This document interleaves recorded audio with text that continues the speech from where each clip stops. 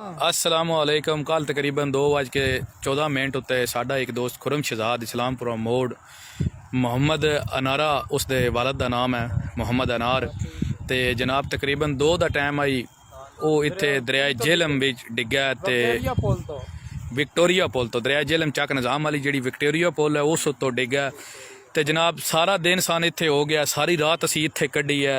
ए सारे असी वीर भरा खले हुए हाँ। ए असी रेस्क्यू का नंबर मिलाते पे मंडी बावलदीन वाला अगे जेलम वाले कॉल की उन्हें साना नंबर दिता उन्हें कि इस नंबर पर रबता करो।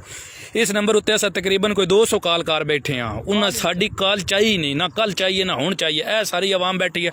पुली उत्ते तकरीबन 1000-2000 बंदा साडा बैठा हुआ सिर्फ इस वास्ते भाई शायद की गल है डेड बॉडी मिल जाए ठीक है। लेकिन साडी गौरमेंट अगे अपील है बराए मेहरबानी मेरे जितने भी भरा सोशल मीडिया उत्ते जितने भी मेरे वीर हैं सारे वो जनाब सोशल मीडिया उत्ते इस वीडियो इतना एक शेयर करन ताकि साडी ये जिहड़ी वीडियो है साडी इमरान खान साहब कोल पहुंच जावे ठीक है। तो शायद दी गल है साडा भरा सान मिल जावे। तुहाडे सारे वीरां दी बड़ी मेहरबानी होसी। बाय द वे किसी वास्ते अगर नेकी करिए तो रब भी उहदे वास्ते नेकी करदा है। तो तुसी ये इंज ही समझो भाई एक नेकी करदे पे हो नेकी च हिस्सा पांदे पे हो। बराए मेहरबानी उहदा माँ प्यो भी बड़ा परेशान है। जितने मेरे वीर हैं सारे अगे रिक्वेस्ट है बराए मेहरबानी इस वीडियो ज़्यादा तो ज़्यादा शेयर किया जाए।